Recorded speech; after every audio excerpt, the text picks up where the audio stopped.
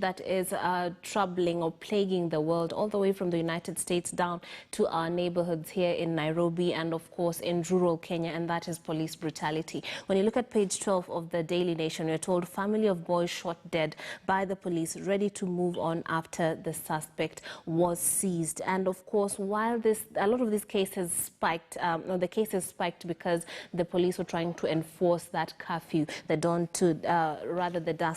dusk to dawn curfew, owing to coronavirus. Now, when you see this happening, while we are talking about Black Lives Matter in the United States, we have our own African lives here that seemingly do not matter as much to enforcers. So when you see such measures being put in place, what do you feel and what direction should we be taking as far as safety against those who are supposed to, in fact, be keeping us safe?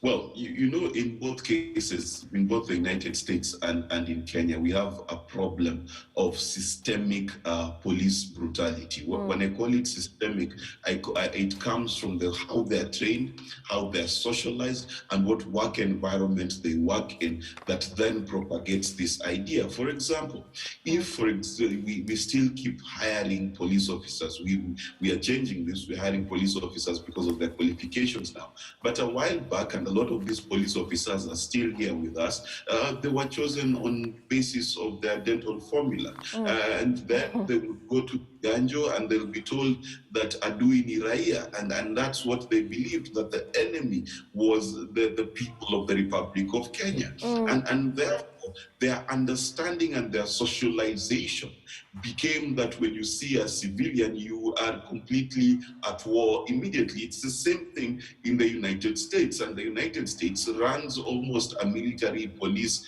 kind of thing. And that understanding then creates a problem with how they will then approach a civilian. They cannot tell the difference when a simple conversation will solve a problem or when they need to use brute force.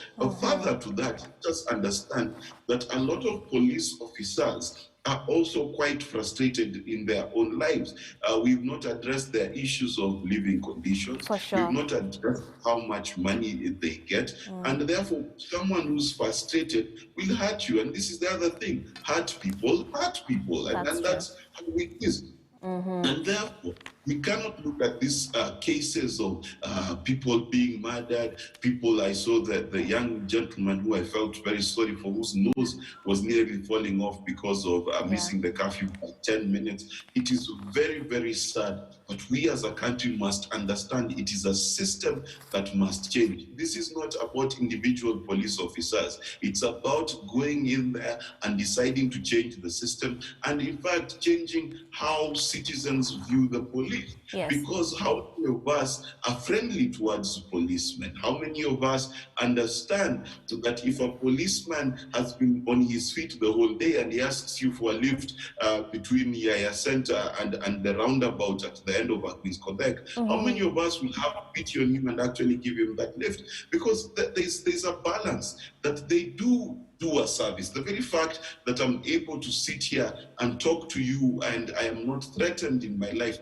means there's a police officer somewhere who's arresting a criminal who's keeping me safe. So there is a good side. So we also need to talk to the civilians and get there to be camaraderie between the civilians and the police. We don't even have interactions with the police. Can you imagine in your local community, have you ever had a sit down at the police station to discuss security matters in your place? We don't. Security matters in this country are handled in WhatsApp groups, Buruburu security team, the current security team. So that lack of interaction between police and civilians then brings out the idea that we are two separate worlds, and whenever human beings are separated, war is inevitable. Yeah, and so perhaps town hall events of the sort whereby they can be on the same page with individuals in the community might help in dealing with some of these problems. But at the same time, do you think that training, you did talk about Raia ni Adui.